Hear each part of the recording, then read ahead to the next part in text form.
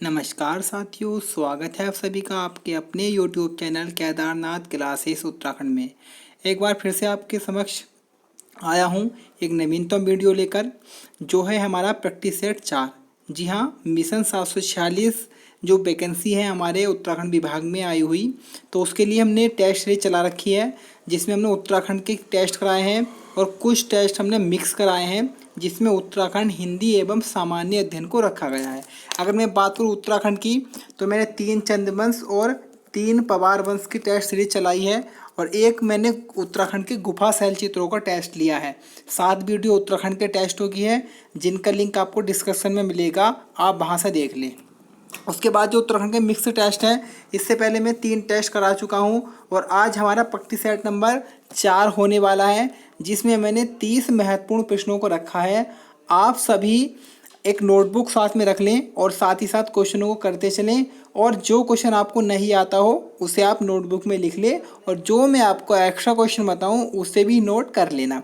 तो चलिए, और एक बात और बता दूं, जो हमारे न्यू छात्र हैं जिन्होंने ज़्यादा नहीं पढ़ रखा है, तो उनके लिए एक बैच चलाया है, एक मामूली फीस में, बहुत ही निम्न फीस में एक बैच चलाया है, जो स्टार्टिंग से चल रहा है।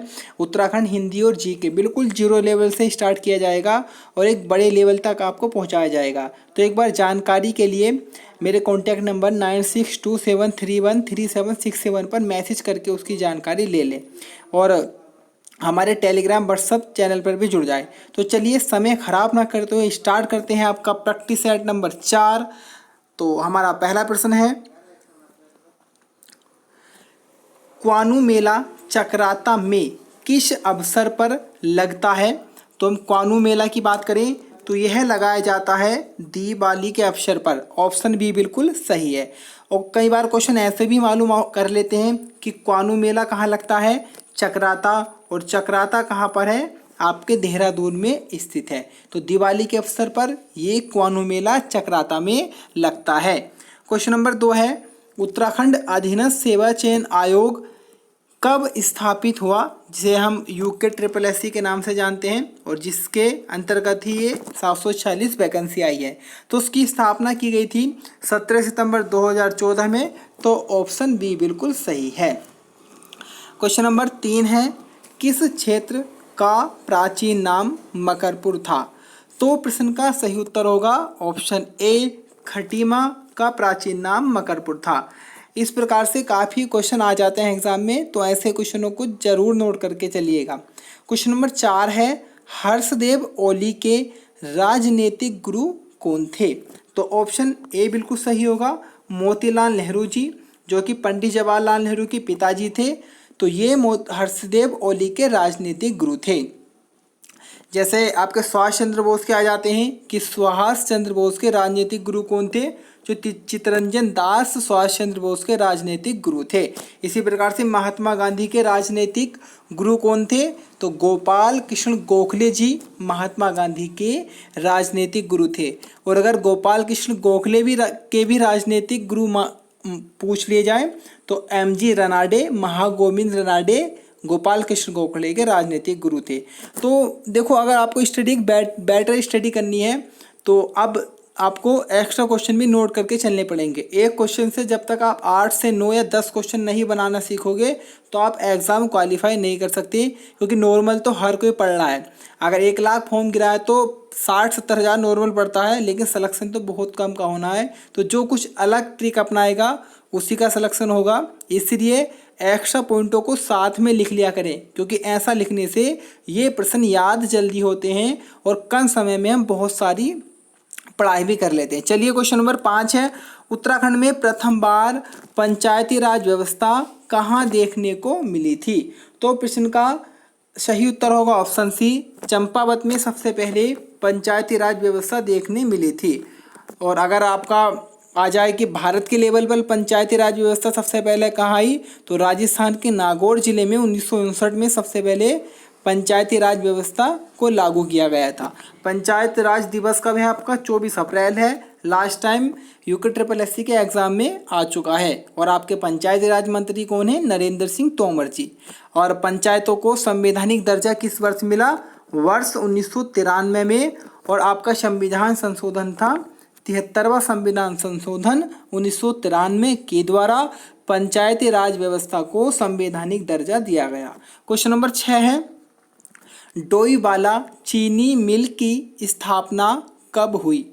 तो साथियों इस प्रश्न का सही उत्तर होगा ऑप्शन सी, 1930 में डोईवाला चीनी मिल की स्थापना की गई थी। आपका डोईवाला देहरादून में स्थित है और ये डोईवाला चीनी मिल उत्तराखंड की सबसे पुरानी चीनी मिल है।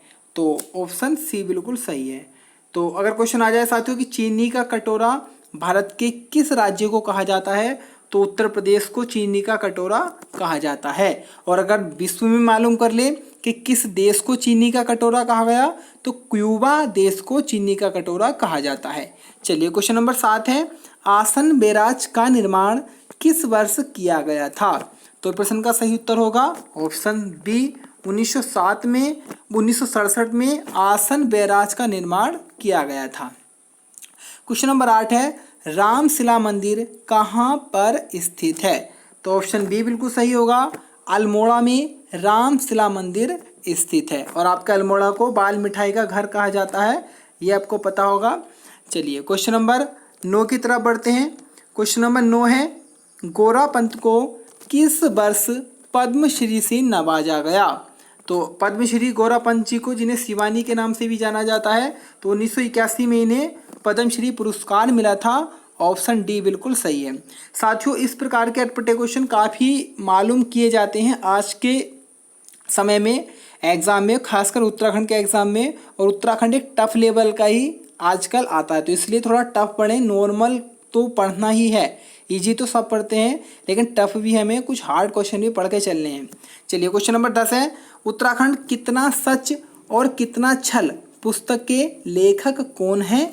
तो प्रश्न का सही उत्तर होगा ऑप्शन सी, सुरेंद्र सिंह पांगती जी ने लिखी थी उत्तराखंड कितना सच और कितना छल। क्वेश्चन नंबर 11 है, दुर्भिक्ष अकाल जांच आयोग किस वर्ष बनाया गया? तो प्रश्न का सही उत्तर होगा ऑप्शन ए, 1943 में दुर्भिक्ष अकाल जांच आयोग को बनाया गया। क्वेश्चन नंबर 12 की तरफ बढ़ते हैं। क्वेश्चन नंबर 12 है, थंबा सिंचाई परियोजना किस राज्य में है? तो साथियों प्रश्न का सही उत्तर होगा ऑप्शन सी, केरल राज्य में आपकी थंबा सिंचाई परियोजना है। और ये किस नदी पर है? आपकी थंबा नदी पर ही है। और उसके बाद मैं आपको बता दूं कि जो आपका केरल है, तो आपकी सर्वाधिक साक्षरता दर कहाँ की है? केरल की है। सर्वाधिक महिला साक्षरता दर कहाँ की है? केरल की है। सर्वाधिक पुरुष साक्षरता दर भी कहाँ की है? केरल की है। उसके बाद बिहार में सबसे कम साक्षरता दर है, सबसे कम महिला साक्षरता दर भी बिहार में है, और सबसे कम साक्षरता दर भी कहाँ पर है? बिहार में ही है। तो ऐसे पॉइंट को नोट करके चलिएगा। उसके बाद में अगर मैं बात कर लूँ बिहार से, तो बिहार की राजधानी पटना है, और इस पटना का प्राचीन नाम पाटलिपुत्र था, जिसे उदयन ने पाटलिपुत्र के नाम से बसाया था। उसके बाद में शेरशाह सूरी जी आए और उन्होंने इस पाटलिपुत्र को पटना नाम दिया था। चलिए क्वेश्चन नंबर 13 की तरफ बढ़ते हैं। क्वेश्चन नंबर 13 है, सर्वप्रथम महात्मा गांधी जी के चित्रों वाले नोट किस वर्ष आए? तो प्रश्न का सही उत्तर होगा ऑप्शन बी, 1987 में महात्मा गांधी जी के चित्र वाले नोट आए थे। और उस समय जो इस नोट पर आए थे, तो 500 रुपये का नोट सबसे पहले आया था, जिस पर महात्मा गांधी जी का चित्र अंकित था। और किस वर्ष आया था? 1987 में। उसके बाद 1996 में सभी नोटों पर महात्मा गांधी जी के चित्र आने लगे, 10, 20, 50, 100 सभी नोटों पर। लेकिन सबसे पहले 500 के नोट पर आया था, और किस वर्ष आया था? 1987 में।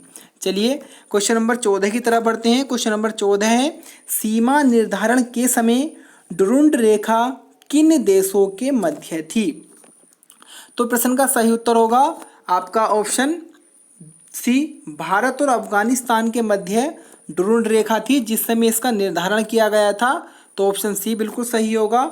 और अगर वर्तमान में मालूम कर ले कि वर्तमान में डुरुंड रेखा किन देशों के मध्य है, तो आपका ऑप्शन ए बिल्कुल सही होगा, अफगानिस्तान एवं पाकिस्तान। चलिए अगर आपको वीडियो अच्छी लगे तो प्लीज़ कमेंट्स बॉक्स में कमेंट कर दीजिएगा, और वीडियो को लाइक शेयर और सब्सक्राइब करना ना भूलें चैनल को, जो हमारे साथ नए साथी जुड़े हैं। क्वेश्चन नंबर 15 है, मदरसा ए नासिरी का निर्माण किसने करवाया था? तो आपके ऑप्शन ए बिल्कुल सही होगा। इल्तुतमिश जी ने मदरसा ए नासिरी का निर्माण अपने पुत्र नासिरुद्दीन की याद में करवाया था। इल्तुतमिश और बता दूं आपको, एक प्रथा आई थी तो जिसका नाम था इक्ता प्रथा। बहुत इंपॉर्टेंट क्वेश्चन है, लास्ट टाइम उत्तराखंड के एग्जाम में आ चुका है कि इक्ता प्रणाली को किस दिल्ली सल्तनत के राजा के द्वारा चलाया गया था? तो इल्तुतमिश जी के द्वारा ही चलाया गया था, जो कि कुतुबुद्दीन ऐबक के गुलाम थे, और आपके रजिया सुल्तान जो कि प्रथम मुस्लिम शासिका हैं भारत की, उनके पिताजी थे। तो इल्तुतमिश आंसर सही होगा। क्वेश्चन नंबर 16 है, भारत में नई कंप्यूटर नीति की घोषणा कब की गई? ऑप्शन ए बिल्कुल सही है। नवंबर 1984 में नई कंप्यूटर नीति को लागू किया गया था। तो ये हमारा, फिर से आपको बता दूं, पेड कोर्स जिसे ज्वाइन करना हो, जो न्यू स्टूडेंट्स हो, तो इस कॉन्टैक्ट नंबर पर आप इन्फॉर्मेशन ले सकते हैं व्हाट्सएप मैसेज करके। चलिए क्वेश्चन नंबर 17 है, कंप्यूटर के विकास में सर्वाधिक योगदान किसने दिया? तो आपका ऑप्शन बी बिल्कुल सही है, वान न्यूमैन। देखिए मैं एक बात बता दूं, कुछ स्टूडेंट्स बहुत इस टाइप से सोचते हैं कि यार पैसे खर्च होंगे, लेकिन कुछ पैसों में आपने समझो 3 से 4 महीने आपने ज्वाइन किया हमारा ये बैच, और 4-5 महीने में आपका पेपर होगा, और उससे पढ़ने के बाद आपकी जॉब लग जाए तो कितने कम रुपए में आपकी जॉब भी लग सकती है। तो इसलिए पढ़ाई के समय में कंजूसी ना करें। अगर आप किसी भी स्टूडेंट को थोड़ी प्रॉब्लम है फाइनेंशियल, तो वो मुझे एक मैसेज करके बता दें कि सर मुझे प्रॉब्लम है, मैं पैसे सबमिट नहीं कर सकता हूँ। तो इतना तो मेरा भी बनता है ना, कि इतनी मजबूरी मैं भी आपकी समझ सकता हूँ। लेकिन अगर आप सक्षम हैं तो प्लीज़ ज्वाइन करें मैच को। कुछ रुपए में अगर आपको ज्ञान मिल रहा है तो ज्ञान की तुलना पैसे से मत कीजिएगा, क्योंकि ज्ञान तो ज्ञान होता है, कल को वही ज्ञान आप किसी और को भी दे सकते हैं। तो इसलिए थोड़ा सोच विचार के डिसीजन लीजिएगा कि आप अभी खुद से पढ़ने के चक्कर में समय निकाल दें, और एक समय ऐसा आ जाए कि जब आप ओवर एज हो जाए, उसके बाद आपको लगेगा कि काश हमने थोड़ा एक्स्ट्रा पढ़ लिया होता तो आज हम भी कहीं जॉब पर होते। चलिए आपकी अपनी राय है, जैसा आपको अच्छा लगे वैसा करिएगा। उसके बाद क्वेश्चन है, इंटरपोल का मुख्यालय कहाँ पर स्थित है? तो लियोन में स्थित है आपका इंटरपोल का मुख्यालय, फ्रांस में कहीं कहीं यही पेरिस लिखा हुआ आता है। तो लियोन ऑप्शन में ना हो तो आप पेरिस लगा दीजिएगा। इंटरपोल की मैं बात कर लूँ तो कुल 194 देश है इंटरपोल में, जिसकी स्थापना 1923 में हुई थी, और इसका जो इंटरपोल नाम पड़ा वह 1956 में पड़ा। तो सारे ही इंपॉर्टेंट पॉइंट हैं, नोट कर ले। स्थापना 1923, इंटरपोल नाम कब पड़ा? 1956 में, और कुल कितने देश हैं? 194, और मुख्यालय कहाँ पर है? फ्रांस के लियोन में। क्वेश्चन नंबर 19 है, भारत में निर्धनता निर्धारण का पहला आधिकारिक प्रयास किसके द्वारा किया गया था? तो आपका ऑप्शन ए बिल्कुल सही होगा, योजना आयोग के द्वारा सर्वप्रथम निर्धारण किया गया था निर्धनता का। लेकिन भारत में निर्धनता जिससे गरीबी रेखा से नीचे, उस तरीके से। और वर्तमान में आपका योजना आयोग का नाम नीति आयोग हो चुका है, नेशनल इंफॉर्मेशन ट्रांसफॉर्मिंग इंडिया कर दिया गया है। तो इसे भी नोट कर लें, वर्तमान नाम इसका नीति आयोग है। क्वेश्चन है, नीति आयोग के अध्यक्ष कौन होते हैं? आपको कमेंट्स बॉक्स में बताना है कि कौन नीति आयोग का अध्यक्ष होता है और वर्तमान में कौन है।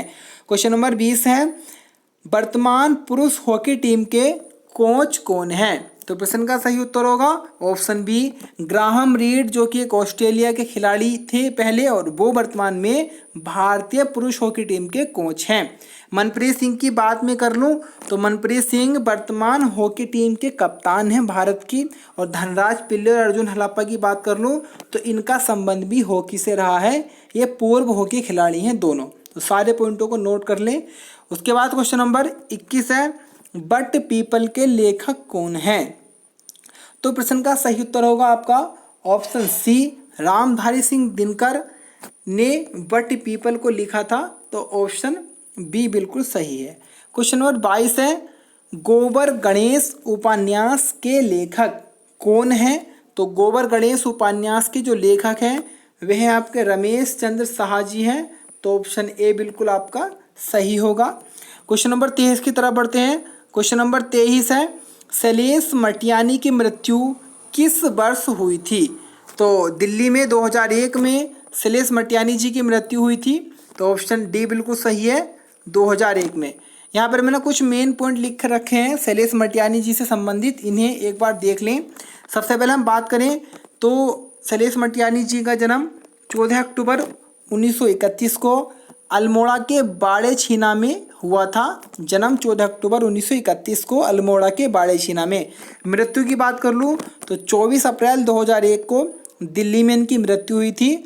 और कुछ इनके उपन्यास हैं, मुठभेड़, बोरीवली से बोरीबंदर, जो कि बहुत इंपॉर्टेंट है। उसके बाद में इनकी कुछ कहानियाँ हैं, जैसे मेरी 33 कहानियाँ, दो दुखों का एक सुख, महाभोज, बर्फ की चट्टानें, उसके बाद चील, उसके बाद आपका कोहरा भी इन्हीं की एक कहानी है। उसके बाद में अहिंसा और लास्ट में नाच जमूरे नाच।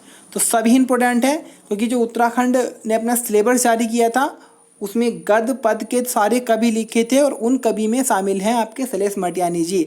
जैसे कि आपके हिमांशु जोशी जी, मंगलेश डबराल जी, शैलेश मटियानी हुए, और आपके कबीर दास जी हुए, रहीम दास जी हुए। तो बहुत सारे कवि हैं, उनमें से ही शामिल हैं आपके जो आयोग का सिलेबस है हिंदी का, उसमें शैलेश मटियानी जी। तो मैंने मुख्य इनकी पुस्तकें और उपन्यास आपके सामने रखे हैं, तो इन्हें नोट कर लें, याद भी जरूर कर लें। क्वेश्चन नंबर 24 है, इनमें से किस बोली का बिहारी हिंदी से संबंध नहीं है? तो प्रश्न का सही उत्तर होगा ऑप्शन ए, अवधी का संबंध बिहारी से नहीं है। बाकी आपके भोजपुरी, महगी और मैथिली का संबंध बिहारी से है या बिहारी हिंदी से है। आपका क्वेश्चन बन जाता है, मैथिल कोकिल किसे कहा जाता है? लास्ट टाइम उत्तराखंड के 07 कोर्ट के स्टेनो के एग्जाम में आ चुका है कि मैथिल कोकिल के नाम से किसे जाना जाता है। तो विद्यापति जी को मैथिल कोकिल के नाम से जाना जाता है। क्वेश्चन नंबर 25 है, तद्भव पत्रिका का प्रकाशन स्थल क्या है? यानी कि तद्भव पत्रिका कहाँ से प्रकाशित होती थी? तो लखनऊ से प्रकाशित होती थी तद्भव पत्रिका। और लखनऊ में ही आपके हैं विष अनुसंधान संस्थान, जड़ी बूटी शोध केंद्र और आम अनुसंधान संस्थान आपके कहाँ पर है? लखनऊ में ही है। सर्वाधिक आलू और आम की पैदावार भी आपके यूपी में होती है, उत्तर प्रदेश में होती है। उसके बाद दिल्ली की मैं बात कर लूँ तो दिल्ली की स्थापना किसके द्वारा की गई थी? अनंगपाल तोमर के द्वारा दिल्ली की स्थापना की गई थी। और कोलकाता से राजधानी दिल्ली कब आई? 1911-12 में। और दिल्ली से नई दिल्ली कब चली गई? 1931 में। और दिल्ली का यानी कि दिल्ली पर शासन करने वाला पहला आपका दिल्ली सल्तनत का पहला वंश कौन सा था? आपका गुलाम वंश था। अहमदाबाद आपके गुजरात में स्थित है, सभी को पता होगा। उसके बाद में भोपाल की मैं बात कर लूँ तो भोपाल मध्य प्रदेश में है। और भोपाल गैस त्रासदी हुई थी जिसमें मिथाइल आइसोसाइनेट का रिसाव हुआ था और उसने जल के साथ क्रिया की थी। तो ये सारे इंपॉर्टेंट पॉइंट नोट करें। और एक बात और, मैं आपके साथ इतनी मेहनत करता हूँ, जो न्यू स्टूडेंट्स हैं और पुराने स्टूडेंट हैं सभी के साथ, तो आपका भी इतना तो फर्ज बनता है कि आप वीडियो को अपने 2-4 साथियों के पास शेयर कर दें और फेसबुक व्हाट्सएप पे शेयर कर दें और वीडियो को लाइक करें और साथ में कमेंट्स करके अपने नंबर भी शेयर करें। तो सब 5-5 स्टूडेंट्स को शेयर करेंगे। अगर थोड़ा भी आप मानते हैं कि मैं आपके लिए मेहनत कर रहा हूं तो सब 5-5 अपने स्टूडेंट्स को शेयर करना ना भूलें। चलिए क्वेश्चन नंबर 26 है, स्वयंभू शब्द का अर्थ क्या है? बहुत ही इजी क्वेश्चन है। स्वतः उत्पन्न होने वालों को स्वयंभू की संज्ञा दी जाती है। क्वेश्चन नंबर 27 है, अनव्यय का सही संधि विच्छेद क्या होगा? तो अनु प्लस ए, ऑप्शन ए बिल्कुल सही है। उसके बाद क्वेश्चन नंबर 28 की तरफ बढ़ते हैं, गुजरात विद्यापीठ की स्थापना किस वर्ष हुई थी? तो प्रश्न का सही उत्तर होगा आपका ऑप्शन सी, 1920 में गुजरात विद्यापीठ की स्थापना की गई थी। उसके बाद में क्वेश्चन नंबर 29 की तरफ बढ़ते हैं, अर्थ के आधार पर शब्द के कितने प्रकार होते हैं? तो अर्थ के आधार पर आपके 4 प्रकार होते हैं। तो ऑप्शन बी बिल्कुल सही है, ऑप्शन बी। अगर मालूम बोले व्युत्पत्ति के आधार पर शब्दों के भेद कितने होते हैं? 3 होते हैं, रूढ़, योग रूढ़ और यौगिक शब्द। ये मैं लास्ट टाइम भी आपको बता चुका हूँ। क्वेश्चन नंबर 30 है, हिंदी साहित्य का नोवा रस कौन सा है? तो हिंदी साहित्य का जो नोवा रस है वह है आपका शांत रस। ऑप्शन बी बिल्कुल सही है, जिसे भरत मुनि ने रस की संज्ञा नहीं दी है। तो ऑप्शन बी बिल्कुल सही होगा। तो ये थे आज की हमारी वीडियो के 30 महत्वपूर्ण प्रश्न।